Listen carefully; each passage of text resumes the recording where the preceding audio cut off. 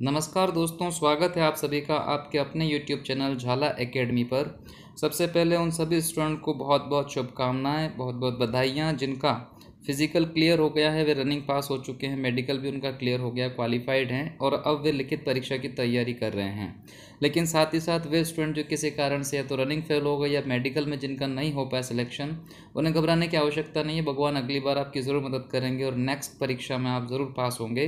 अगली भर्ती के लिए उनको भी बेस्ट ऑफ लक। सभी स्टूडेंट को मद्देनज़र रखते हुए ये जो वीडियो है आज आप पढ़ रहे होंगे सरल भाषा में गणित ओल्ड पेपर सॉल्यूशन आर्मी के जो पुराने पेपर हुए हैं उनमें जो क्वेश्चन हुए हैं उन पर आधारित ये वीडियो है। इस वीडियो में हम पूरे 50 क्वेश्चन कवर करेंगे। शुरुआत में जीके के क्वेश्चन रहेंगे, उसके बाद गणित के हम सवाल सॉल्व करेंगे। मैं पूरी कोशिश करूँगा कि सरल भाषा में आपको सिखा पाऊँ। इस वीडियो को शुरू करने के साथ साथ मैं आपसे ये भी रिक्वेस्ट करता हूँ कि जो नए व्यूवर हैं कृपया कर चैनल को सब्सक्राइब कर लीजिएगा और वीडियो में यदि कोई कमी हो तो आप कमेंट करके ज़रूर बताइएगा। चलिए शुरू करते हैं आज का यह वीडियो। आज के पहले वीडियो का सबसे पहला क्वेश्चन है, दुनिया का सबसे गहरा सागर कौन है? आप सभी को याद है कि प्रशांत महासागर। इंग्लिश मीडियम वाले स्टूडेंट इंग्लिश में क्वेश्चन पढ़ सकते हैं और इसका आंसर है पैसिफिक ओशियन। सबसे गहरा सागर है पैसिफिक ओशियन यानी कि प्रशांत महासागर। ऑप्शन सी आपका करेक्ट था। बढ़ेंगे अगले क्वेश्चन के लिए। क्वेश्चन नंबर 2, दूसरा प्रश्न आपके स्क्रीन पर आ गया है। राज्यसभा के एक सदस्य का कार्यकाल कितना होता है? राज्यसभा के सदस्य का कार्यकाल आप सभी ने याद किया हुआ है, 6 वर्ष होता है, 6 ईयर। क्वेश्चन का आंसर है ऑप्शन डी, 6 वर्ष। नेक्स्ट क्वेश्चन पे आ जाइए। क्वेश्चन नंबर 3, तीसरा क्वेश्चन है, हिंदी में पढ़ेंगे तो लिखा है कि अंतर्राष्ट्रीय न्यायालय के अध्यक्ष नियुक्त किए जाने वाले पहले भारतीय कौन थे? आप सभी जानते हैं कि इंटरनेशनल कोर्ट ऑफ जस्टिस के लिए जो अध्यक्ष चुने गए थे, प्रेसिडेंट चुने गए थे, वे थे नागेंद्र सिंह, जो कि भारतीय व्यक्ति थे। तो फर्स्ट भारतीय जिनको अध्यक्ष चुना गया वो है नागेंद्र सिंह। नेक्स्ट क्वेश्चन पे आ जाते हैं। क्वेश्चन नंबर 4, चौथा प्रश्न है, कौन सा दिन मानव अधिकार दिवस के रूप में मनाया जाता है, यानी कि ह्यूमन राइट डे कौन सा दिन होता है? तो 10 दिसंबर हम सभी जानते हैं ह्यूमन राइट डे होता है, 10 दिसंबर मानव अधिकार दिवस। बढ़ेंगे अगले क्वेश्चन के लिए। पांचवा क्वेश्चन है, भारत की सबसे बड़ी बहुउद्देशीय नदी घाटी परियोजना है। बहुउद्देशीय मतलब देखिए इंग्लिश में पढ़ सकते हैं biggest multipurpose river valley project. ये है भाखड़ा नांगल परियोजना। इसमें बहुत सारे स्टूडेंट कन्फ्यूज हो जाएंगे, हीराकुंड लगा देंगे, पर आपको ध्यान लगाना है कि बहुउद्देशीय यदि पूछ रहा है तो भाखड़ा नांगल, ऑप्शन बी आपका करेक्ट आंसर होगा। अगले क्वेश्चन के लिए आ जाइए। क्वेश्चन नंबर 6, सांची स्तूप किस राज्य में स्थित है? सांची स्तूप हम बचपन से पढ़ते आए हैं, मध्य प्रदेश में है, हमारे यहीं पर है। तो इसका सही आंसर ऑप्शन ए पर ही मिल गया, मध्य प्रदेश। बढ़ेंगे अगले क्वेश्चन के लिए। क्वेश्चन नंबर 7, सातवां क्वेश्चन है, ईच वन टीच वन कार्यक्रम किससे संबंधित है? ये जो ईच वन टीच वन कार्यक्रम है ये सभी को पढ़ाने से संबंधित है और इसमें है प्रौढ़ शिक्षा। सही आंसर इसका एडल्ट एजुकेशन, ऑप्शन ए, जिसमें बुजुर्गों को पढ़ाया जाता है, ज़्यादा एज वालों को पढ़ाया जाता है। प्रौढ़ शिक्षा कार्यक्रम से संबंधित है ईच वन टीच वन कार्यक्रम। बढ़ेंगे अगले क्वेश्चन के लिए। क्वेश्चन नंबर 8 है आपके लिए, ये रहा। इसमें लिखा है, भारत और पाकिस्तान के बीच शिमला संधि पर हस्ताक्षर कब किए गए? तो आप सभी जानते हैं कि भारत पाक का युद्ध हुआ था, उसके बाद शिमला समझौता एक किया गया था, शिमला की संधि हुई थी। तो हस्ताक्षर हुए थे 1972, ऑप्शन डी आपका करेक्ट आंसर है। 1972 में भारत और पाकिस्तान के बीच शिमला संधि पर हस्ताक्षर किए गए थे। बढ़ेंगे अगले क्वेश्चन के लिए। हमारा अगला क्वेश्चन है, महानदी कहाँ से निकलती है? हम सभी जानते हैं महानदी रायपुर से निकलती है। ऑप्शन ए पर ही हमारा आंसर मिल गया, Raipur. Correct answer option A. दूसरा क्वेश्चन, इससे अगला क्वेश्चन है क्वेश्चन नंबर 10। देखिए इसमें लिखा है, आनंद मठ किसने लिखी? इसका सही आंसर पहले ऑप्शन पे मिल गया, बंकिम चंद्र चट्टोपाध्याय। आनंद मठ जो बुक है, जो किताब है, उसको लिखने वाले व्यक्ति हैं बंकिम चंद्र चट्टोपाध्याय। नेक्स्ट क्वेश्चन पे आ जाइए। क्वेश्चन नंबर 11, मेघदूत के लेखक हैं। मेघदूत किसकी रचना है? तो हम सब कभी से पढ़ते आते हैं इसको कि कालिदास जी की मेघदूत रचना है। तो ये भी ऑप्शन ए पर मिल गया हमें सही आंसर, कालिदास। यहाँ पर कालिदास तुलसीदास में आप कंफ्यूज मत होइएगा, कालिदास ने ही मेघदूत की रचना की थी। नेक्स्ट क्वेश्चन पे आ जाइए। क्वेश्चन नंबर 12, सौरमंडल का सबसे बड़ा ग्रह। ये देखिए आपने भूगोल में ज़रूर पढ़ा होगा, सौरमंडल का सबसे बड़ा ग्रह जो है वो बृहस्पति, अंग्रेजी में इसको जुपिटर कहते हैं। बृहस्पति ग्रह सौरमंडल के सबसे बड़े ग्रह के रूप में जाना जाता है। नेक्स्ट क्वेश्चन पे आ जाइए, क्वेश्चन नंबर 13। इनमें से कौन हमारी संसद का हिस्सा नहीं है? देखिए, संसद बनने में 3 चीज़ें होती है, लोकसभा, राज्यसभा और राष्ट्रपति। तो हमें वो ऑप्शन चूज़ करना है जो इन 3 से अलग है। तो देखिए, अध्यक्ष तो प्रेसिडेंट समझ के छोड़ दीजिए, लोकसभा इसमें है, ठीक है, लेकिन मुख्य न्यायाधीश जो है वो संसद का हिस्सा नहीं होते हैं। तो हमारा ऑप्शन हो जाएगा ऑप्शन सी। बहुत ध्यान से आपको इन प्रश्नों को करना है, कहाँ पर वो पूछ रहा है कि हिस्सा नहीं है और कहाँ पूछ रहा है हिस्सा है, इसमें आप कन्फ्यूज़ मत होइएगा। नेक्स्ट क्वेश्चन पे आ जाइए, क्वेश्चन नंबर 14। अशोक ने अपनी आखिरी लड़ाई कहाँ लड़ी थी? देखिए, अशोक के बारे में आपने पढ़ा होगा कि अशोक ने बहुत युद्ध किए, फिर अचानक से एक युद्ध आखिरी साबित हो गया था, वो था कलिंग का युद्ध। कलिंग में खारवेलों पर आक्रमण हुआ था। उसके बाद अशोक ने युद्ध करना त्याग दिया था, वहाँ से वो बौद्ध धर्म के प्रचार में अपना जीवन यापन करने लग गया था। तो अशोक का आखिरी युद्ध हुआ कलिंग। बढ़ेंगे अगले क्वेश्चन के लिए। अगला क्वेश्चन है, गौतम बुद्ध का जन्म कब हुआ? हम सभी जानते हैं गौतम बुद्ध का जन्म 563 ईसा पूर्व में हुआ। इसमें ऑप्शन अंग्रेजी में छपा है, बीसी का मतलब होता है बिफोर सेंचुरी, तो 563 बीसी, 563 ईसा पूर्व में गौतम बुद्ध का जन्म हुआ। बढ़ेंगे अगले क्वेश्चन के लिए। नेक्स्ट क्वेश्चन है, एक युवा स्वस्थ आदमी के दिल की धड़कन दर क्या होती है? भाई, एक युवा व्यक्ति, एक स्वस्थ व्यक्ति जो होगा, जवान आदमी, उसका दिल कितनी बार धड़कता है? तो वो 72 टाइम धड़कता है, 72 बार धड़कता है। यह हमारा राइट ऑप्शन हो गया, ऑप्शन बी। बढ़िएगा अगले क्वेश्चन के लिए, क्वेश्चन नंबर 17 पे आ जाइए। मस्तिष्क का कार्य है, भाई ब्रेन आपका क्या क्या करता है? थिंकिंग, सोचना, हाँ, शरीर का संतुलन बनाए रखना, ये भी करता है। तो इसलिए हमारा ऑप्शन इसमें लगेगा ऑप्शन सी, जिसमें इंग्लिश में छपा है बोथ ए एंड बी और हिंदी में लिखा है ए और बी दोनों। अब बढ़ेंगे अगले क्वेश्चन के लिए, क्वेश्चन नंबर 18 पे आ जाइए। रक्त खालिस्तान से शुद्ध होता है, ब्लड को भाई प्यूरिफाइड कौन करता है? तो लंग्स यानी फेफड़े, heart, kidney, all of above. देखिए, ऐसे प्रश्नों में ध्यान लगाइएगा, कई बार हम किडनी ही लगा देते हैं, लेकिन अगर ऑल ऑफ एबोव आ रहा है, उपयुक्त सभी आ रहा है, तो ये सभी जो अंग शरीर के हैं वो रक्त के शुद्धिकरण में सहायता करते हैं। तो फेफड़े, हृदय और गुर्दा सभी को मिला के हमको ऑप्शन लगाना पड़ेगा ऑप्शन डी, यानी कि हमारा राइट आंसर हो जाएगा ऑल ऑफ द एबोव, उपयुक्त सभी।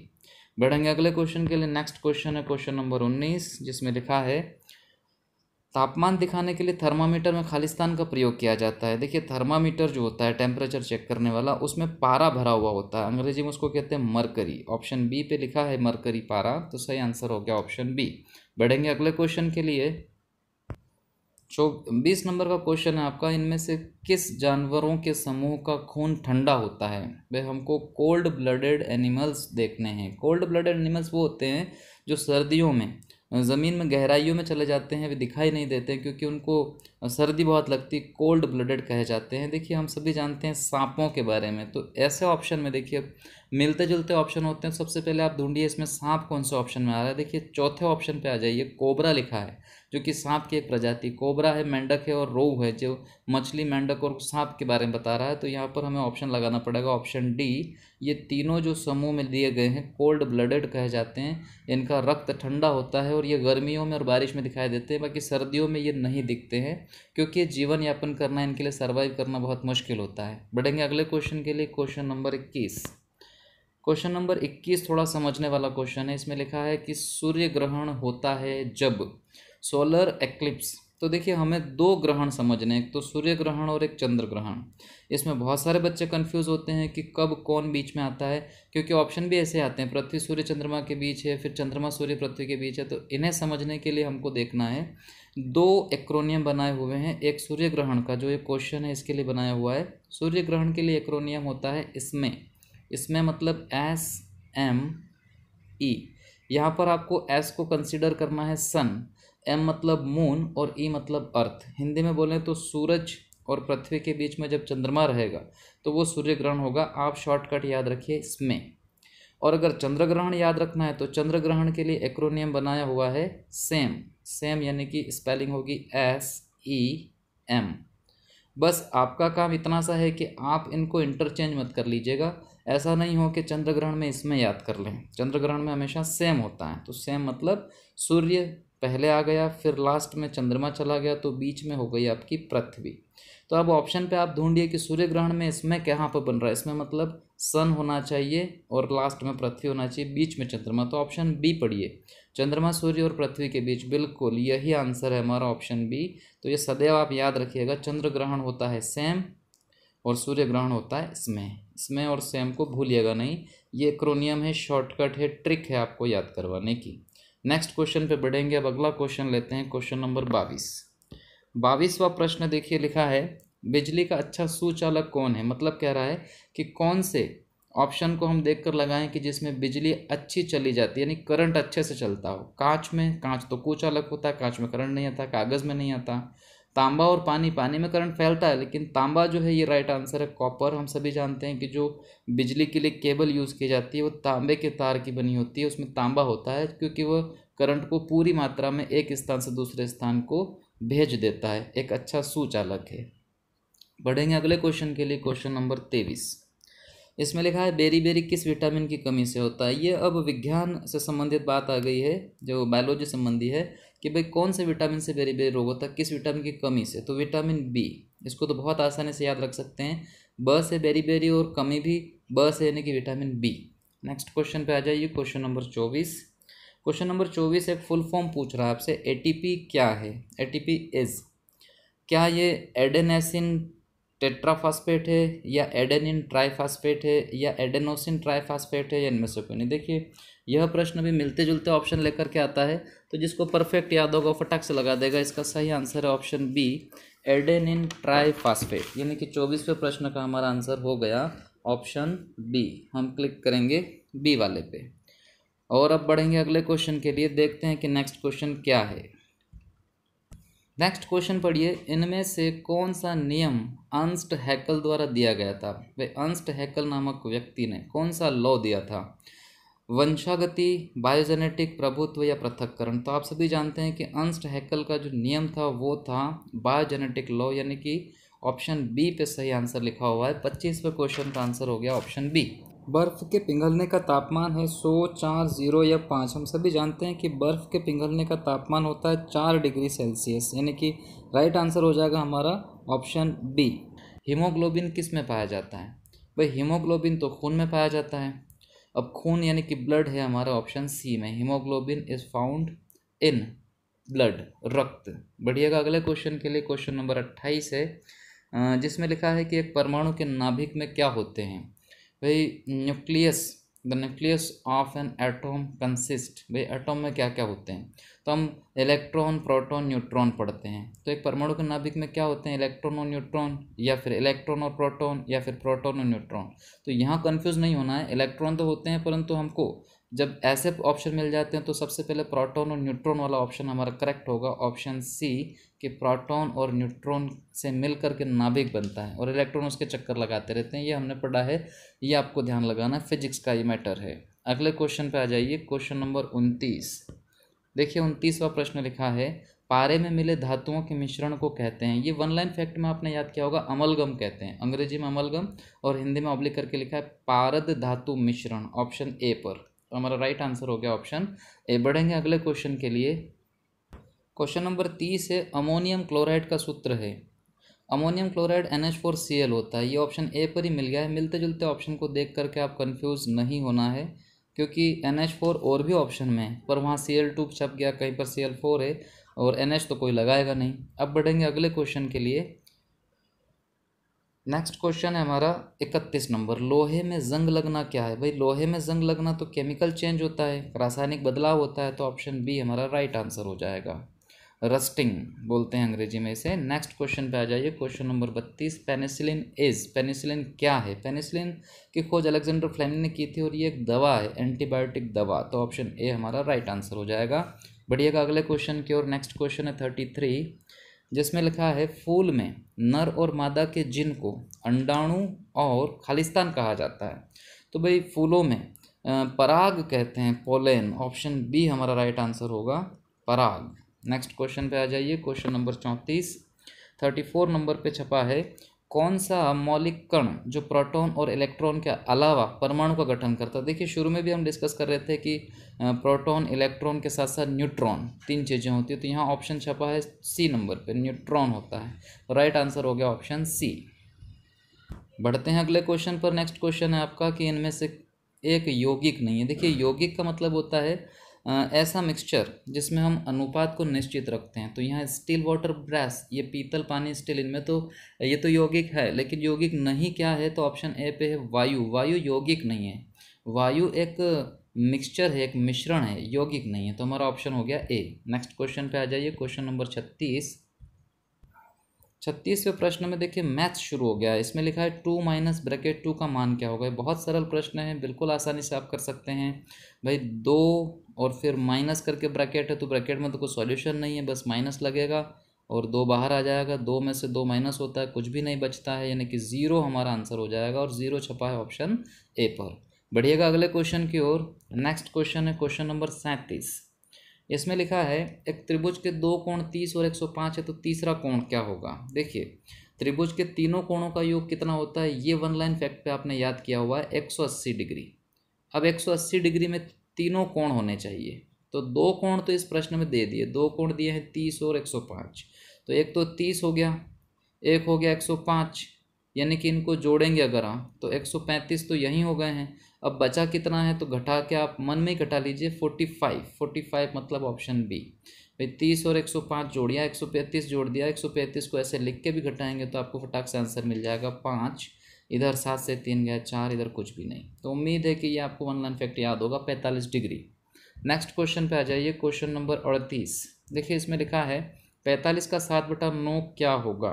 देखिए बहुत सरल, आपको बस इसको सेट करना है। 45 का छपा है, तो देखिए 45 लिखा, और गणित में का मतलब होता है गुणित लगाओ, तो गुणित लगाया 7/9, ऐसा कैसा लिख दिया 7/9।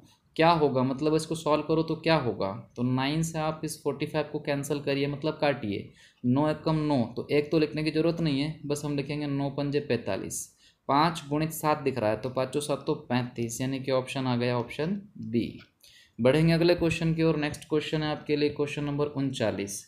ये थोड़ा सा आपको ध्यान लगाकर देखना पड़ेगा, क्योंकि इसमें थोड़ा सिंप्लीफिकेशन ऐसा है कि आपको यहाँ हिंदी के यहाँ से पढ़िए। अगर 0.4 z-3 is equal to minus का 7/5 हो, तो z फिर ब्रैकेट है और क्या मान क्या होगा। तो यहाँ आपको इसलिए थोड़ा कॉम्प्लिकेटेड बता रहा हूँ मैं, क्योंकि इसमें आपको z का वैल्यू फाइंड करके यहाँ पर रखना है। कैसे होगा फाइंड, ये जो फर्स्ट लाइन है इससे फाइंड हो जाएगा, ये यहाँ तक की लाइन हम इसको लिखकर समझते हैं।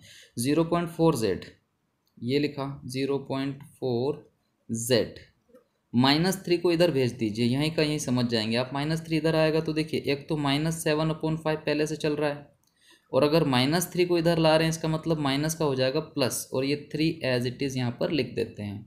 अब सॉल्यूशन करिएगा बराबर से, इधर क्या सॉल्यूशन हो रहा है, तो एलसीएम के रूप में तो 5 हो जाएगा नीचे।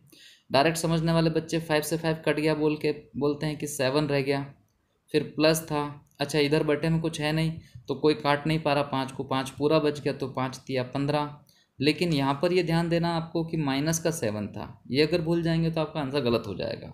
अच्छा बराबर के इधर क्या चल रहा था, उसको रहने दीजिए एज इट इज़, 0.4z चल रहा था।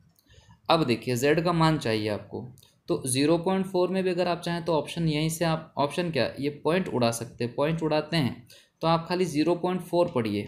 तो ये जो पॉइंट था 4 के बाद था नहीं 1 अंक, तो 1 लिख करके और 0 लगेगा। आप z को मत गिनिएगा, z को फ्री रखिए, इसका तो वैल्यू चाहिए। अब अच्छा यहाँ से आगे बढ़ेंगे तो 0.4 को तो 4 ही लिखिए, 4/10। z को फ्री रखिए यहाँ पर, और यहाँ देखिए कि 15 प्लस है और 7 माइनस है, तो बचेगा इसमें से 8, वो भी प्लस का, बड़ी संख्या प्लस होने से प्लस का 8, बटे में चल रहा है 5। अब मैंने कई बार आपको समझाया कि बराबर से ऊपर ऊपर कट जाता है सामने सामने, और नीचे नीचे भी कट जाता है। तो ऊपर ऊपर कौन कटेगा भाई, गुणित में चल रहा सारा मैटर, तो 4 से काट दीजिए, 4 दूना 8। ऐसे ही 5 से काट दीजिए, 5 दूना 10। तो ये जो z है आपको आसानी से मिल गया, z बराबर आएगा 2 2 ज़ा 4, 2 दूना 4, क्योंकि 2 जो है वो उस 2 में जाके गुणा हो जाएगा। तो यहाँ तक का तो मामला अभी तक आपने z निकाला है। अब आपको आगे यहाँ रखना है, यहाँ वैल्यू समझना है मन में और आंसर लाना है। देखिए मैं आपको कोशिश करता हूँ मन में समझाने की। तो क्वेश्चन में आप पढ़िएगा कि z, तो z का मतलब कोष्टक के बाहर तो रहेगा 4, यहाँ थोड़ा सा हम लिख लेते हैं 4 रहेगा, और फिर ब्रैकेट आ जाएगा। ब्रैकेट आने के बाद यहाँ 1.5 है, ये 1.5 मतलब 1.5 लिखा है, तो 1.5 फिर z है, तो अब 1.5 का 4 से गुणा कीजिए, मतलब 1.5 को 4 बार लिख के जोड़ते हैं, तो 1.5 1.5 3 और 3 3 6, या ऐसे भी कर सकते हैं 15 चौक 60, एक पॉइंट हटा तो 6। तो इस प्रकार से 15 चौक 60 से 6 मिलेगा और प्लस में 9, तो आपका आंसर आपको यहीं दिख जाएगा कि ब्रैकेट के अंदर 9 और 6 दोनों हैं, तो 9 और 6 मिलके तो हो गया 15, और 15 और बाहर चल रहा है 4, तो 15 चौक 60, हमारा राइट आंसर हो जाएगा 60। लेकिन बदकिस्मती से हमारे ऑप्शन में 60 कहीं पर भी नहीं है, लेकिन एक ऑप्शन है लास्ट में नन ऑफ दिस, यानी कि इनमें से कोई नहीं, तो हम क्लिक कर देंगे ऑप्शन डी पर। इसको बहुत आसानी से आप कर सकेंगे। इसी उम्मीद के साथ बढ़ेंगे अगले क्वेश्चन की ओर। देखिए अगला क्वेश्चन है आपका, जहाँ हिंदी लिखा वहाँ से कि 300 मीटर लंबाई और 200 मीटर चौड़ाई के खेल के मैदान का क्षेत्रफल। देखिए आपने जो क्षेत्रफल के सूत्र याद किए होंगे, वहाँ पर एक सूत्र ज़रूर आया होगा, आपके जहन में आया होगा कि क्षेत्रफल बराबर होता है लंबाई गुणित चौड़ाई। तो बहुत आसान होने वाला है ये प्रश्न, लेंथ इनटू विड्थ, लंबाई गुणित चौड़ाई। बस आपको लंबाई चौड़ाई दोनों इसमें दे रखी, गुणा करके आंसर देना है।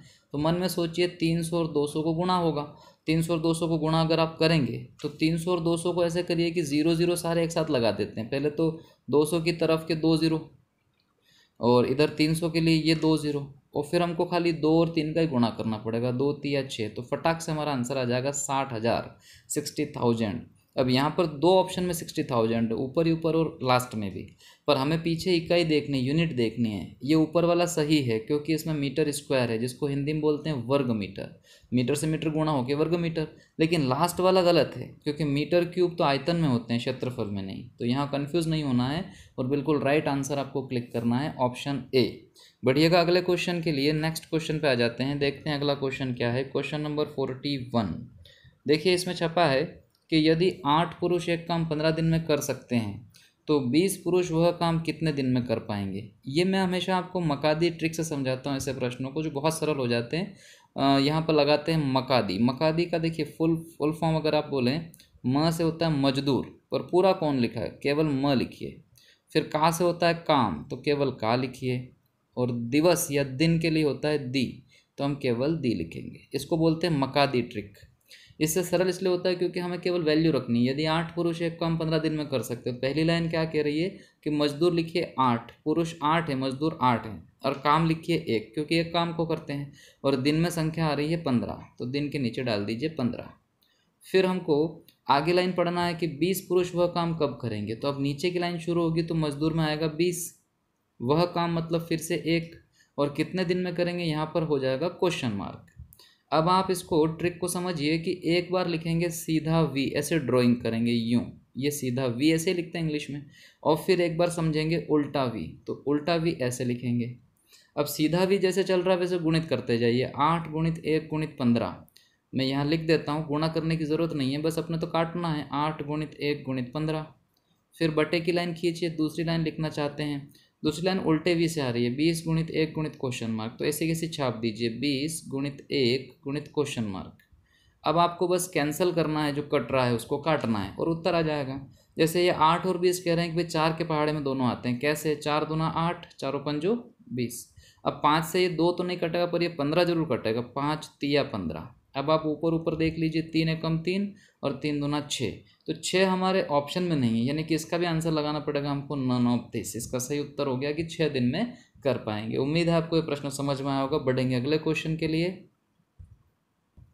अगला प्रश्न है 42 नंबर पे कि 4.21 का आंशिक मान क्या होगा। देखिए दशमलव के बाद बहुत सारे स्टूडेंट 21 बोलते हैं, 21 नहीं बोलना, हमें तोड़ के पढ़ना है, 4.21 बोलना है। 4.21 का आंशिक मान एक लाइन में उत्तर आ जाएगा, क्योंकि 4.21 में आपको केवल ये पॉइंट उड़ाना है। जो बच्चे जानते हैं उनको पता है कि पीछे से गिनती होती है, 1 और 2 अंक के बाद पॉइंट है ना, तो पॉइंट उड़ा के नीचे हो जाता है 1 लिख के 2 0, तो पॉइंट उड़ गया है, इसको आप 1 मत समझ लेना, हमने पॉइंट उड़ा दिया है। तो ये 421/100, ये फर्स्ट ही ऑप्शन पे मिल गया आपको, एक लाइन में आपका आंसर आ गया 421/100। बढ़ेंगे अगले क्वेश्चन के लिए। नेक्स्ट क्वेश्चन पे आ जाइए, क्वेश्चन नंबर 43। इसमें लिखा है 1/2 + 1/4 का मान क्या होगा। मतलब ये आपसे जुड़वा रहा है। अच्छा, देसी लैंग्वेज में जो बच्चे सवाल करेंगे 1/2 को 50 पैसे समझ के कर सकते हैं, तो ये 8 आने यानी 50 पैसे, और ये 25 पैसे, 1/4 मतलब 4 आने 25 पैसे। तो 8 आने और 4 आने जोड़ के देखिए तो 75 पैसे होते हैं। 75 पैसे को बोलते हैं 3/4। लेकिन जिनको देसी भाषा है, वैदिक गणित नहीं करना, वे ऐसे नॉर्मली सीखें जैसे स्कूलों में सिखाते हैं, 1/2 + 1/4, इसको ऐसे जोड़ दीजिए, ऐसे भी उत्तर आ जाएगा। तो एलसीएम लेना सिखाते हैं स्कूलों में। तो एलसीएम लेने की तरकीब है कि बड़ी संख्या देखिए और पहाड़ा बोलिए। जैसे 4 बड़ा है नीचे, तो 4 एकम 4, वो 2 में भी आ जाएगा, तो एलसीएम हो गया 4। आधा उत्तर तो आ गया। अब हमको बटे से बटा काटना है। 2 से कटेगा 2 बार, वो जो 2 बार कटा, 2 दूनी 4, वो दूनी का 1 में गुणा होगा, यानी कि 2 एकम 2। फिर प्लस लगेगा, 4 से 4 काटिए तो 4 एकम 4, वो एकम का 1 में गुणा कीजिए तो 1 एकम 1, यानी कि हमें 2 + 1 यानी कि 3 तो ऊपर मिला और बटे में मिला 4। ऑप्शन आपको देखना है और फटाक से आंसर आपको लगाना है। तो इस प्रकार से आप बढ़ेंगे अगले क्वेश्चन के लिए। नेक्स्ट क्वेश्चन पे आ जाइए, क्वेश्चन नंबर 44। इसमें देखिए लिखा है what is the square root, यानी हिंदी में लिखा है कि 0.0036 का वर्गमूल। अब यहाँ पर एक बात समझने वाली, इंग्लिश वाले में छप गया 0.0036 और नीचे छप गया 0.0036, अलग अलग नहीं है, ये एक ही है। यहाँ पर आप 0 लिख सकते हैं, कोई दिक्कत नहीं, क्योंकि ऑप्शन में भी मैं आपको समझाऊंगा कि 0.6 लिखो या 0.6 लिखो, बात एक ही होती है। खैर हम इसको सॉल्व करें। वर्गमूल कैसे निकालते हैं? वर्गमूल निकालने का अर्थ हुआ कि रूट निकालना है आपको इसका। और रूट निकालने में क्या करें, मैं यहाँ लिख के समझा दूँ आपको। ये रूट में चल रहा है 0.0036। तो ज़रा आप देखिए कि 1 2 3 4 अंक के बाद एक पॉइंट लगा था, तो हम सबसे पहला काम करेंगे, पॉइंट उड़ाकर नीचे 0 लगाएंगे। तो 1 तो लिखना ही पड़ता है। फिर हम अंक गिन रहे थे 4, तो पॉइंट उड़ के हो जाएंगे 4 0। अच्छा, एक बात और कि ये जो 0 आ रहे हैं सब ब्रैकेट यानी कि इसके अंदर ही चल रहा है। वर्गमूल यानी इस स्क्वायर रूट के अंदर चल रहा है। तो अंडर रूट के अंदर आपको अब 0 0 नहीं पढ़ना, आप खाली 36 है। ये 36 का जो रूट होता है, जो वर्गमूल होता है, वो होता है 6 6 36, तो 6 होता है। और यहाँ से इसको आप देखिए कि ये 1 2 3 4 0 से घबराने की बहुत बड़ी संख्या हो गई है। 0 तो आधे करने पड़ते हैं, 4 0 है तो 4 का आधा 2 0, यानी कि 6/100।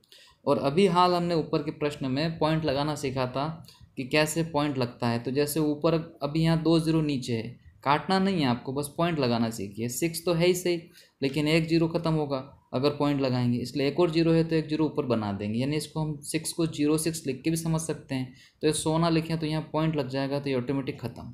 तो अब हमारा 0.06 आ रहा है। तो मैं आपको कह रहा था कि ऑप्शन में भी सिखाऊंगा कि 0 आगे लगा हुआ होता है। तो ऑप्शन ए पे देखिए 0.06 तो ये यहाँ से यहाँ तक है ही सही, आगे 0 लगाया जा सकता है।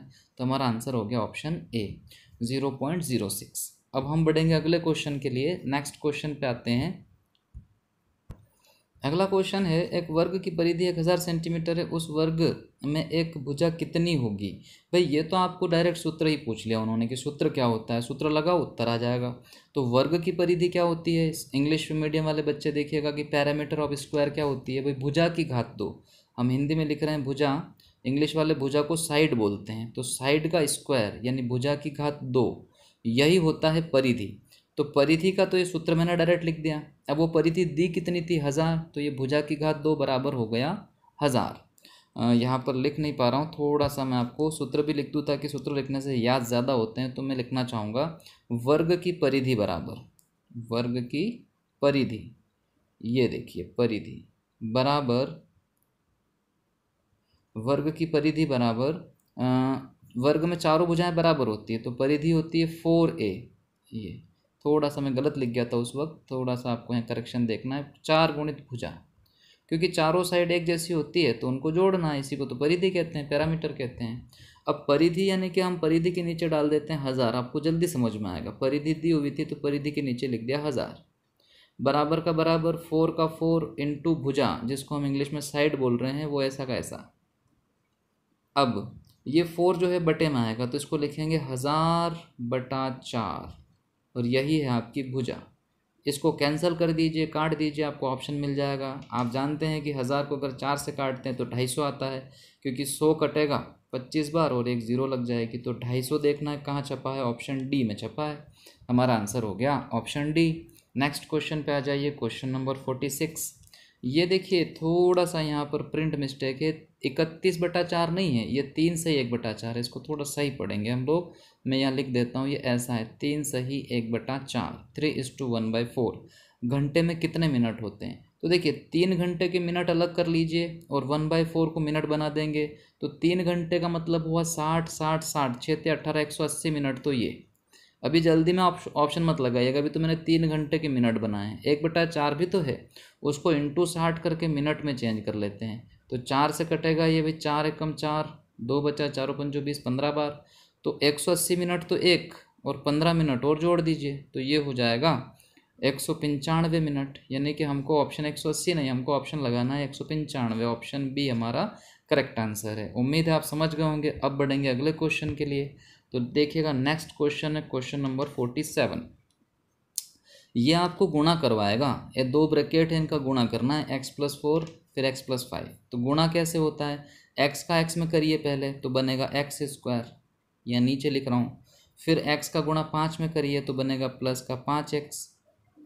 फिर अब इस 4 की बारी आ गई, 4 का गुणा x में करिए तो बनेगा 4x, और 4 का गुणा लास्ट में 5 में करिए तो 4 पंजो 20। अब ये 4x और 5x दोनों को मिला के 9x पढ़िए, तो आपका ऑप्शन लगेगा x² + 9x पढ़िए, x² + 9x + 20। ये तो लास्ट वाला ही ऑप्शन है, x² + 9x + 20। ये 2 नहीं है, ये ऊपर है, थोड़ा प्रिंट मिस्टेक है, x² + 9x + 20। ये सारे स्क्वायर क्यूब स्क्वायर थे। खैर, आप समझ गए होंगे आपका राइट आंसर। नेक्स्ट क्वेश्चन पे आ जाइए, क्वेश्चन नंबर 48। ये आपके लिए थोड़ा सा एवरेज वाला प्रश्न आ गया, औसत वाला। ये कह रहा है कि 40, 10, 25, 20, 35, x का औसत 25 है। तो औसत कैसे निकलता है, इन सबको जोड़ते हैं। ये कौन कौन सी संख्या हैं एक बार लिख देते हैं, एक स्टेप ज़्यादा करेंगे तो समझ में जल्दी आ जाएगा। 40 है, फिर 10 है, फिर आपका 25 है, इन सबको जोड़ना है, इसलिए बीच में मैं आपके प्लस लगाता जा रहा हूँ। फिर 35 है, फिर आपका एक x भी है। तो ये कितनी वैल्यू हो रही है, कितने पद हैं ये, 1 2 3 4 5, 2 4 2 6, एक पद कौन सा रह गया, 40 10 25, हाँ 20 मैं यहाँ भूल गया लिखना, तो अब पीछे लिख देते हैं, कोई फ़र्क नहीं पड़ेगा उससे। अब भूल गए तो क्या करें, पीछे लिख दिया 20। हाँ, तो ये 6 पद हो रहे हैं, तो बटे में 6 आएगा, और इसी को तो औसत कहते हैं। तो इसके बराबर में हमको जो सवाल में दिया हुआ है वही डालना है, 25। ये लीजिए, अब इसको सॉल्व करिए। तो ये इनको जोड़ना है, 20 मैंने भूल गया था पीछे लिखा है, वहीं से जोड़ते शुरू करते हैं। 20 और 35, 55, 55 और 25 जोड़िए, 55 से 60, 80, 80 और 90, 90 और 40, 130। और x जो चल रहा है उसको चलने दीजिए साथ में, बटे में 6 एज इट इज़, बराबर 25, वो भी ऐसा कैसा। अब आप जानते हैं कि बटे का 6 बराबर के इधर आएगा तो ऊपर होके गुणा हो जाएगा। तो इसको हम लिखेंगे 130 + x बराबर 25 छंगे 150। अब x का मान तो कोई भी बता सकता है, x का x ऐसे ही रह गया, 150 ऐसा कैसे ही। ये जो 130 से इधर लाएंगे तो माइनस हो जाएंगे। अब यहीं पे घट गया 150 से 130, तो बचा 20, यानी कि ऑप्शन आपका आ गया ए ऑप्शन। उम्मीद है आप समझ गए होंगे। नेक्स्ट क्वेश्चन पे आ जाइए, क्वेश्चन नंबर 49। सिंप्लीफाई यानी कि हल करें। ये बहुत बढ़िया प्रश्न है, इसमें आप 2 तरीक़ों से उत्तर ला सकते हैं, लेकिन एक तरीका बहुत महंगा पड़ेगा अगर आप इसको नॉर्मली। एक तो ये कि इनको x मत समझिएगा, इंटू है, ये सब इंटू है, आप पीछे भी सब इंटू है।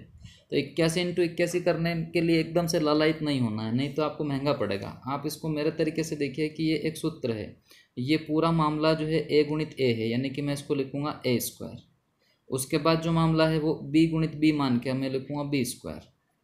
और पीछे अब आप समझ गए होंगे तो गोला बनाने की ज़रूरत नहीं, डायरेक्ट बोलूँगा मैं, 2ab छपा है पीछे। तो ये जो सूत्र है ये आपको बहुत सरल हो जाएगा, बीज गणित में होता है। तो a² + b² - 2ab किसका सूत्र है, ये ओपन हो के आता है। क्या ओपन होता है, ये ओपन होता है a - b का होल स्क्वायर, तब ये आता है। तो इस पूरे की जगह इतना ही लिख सकते हैं।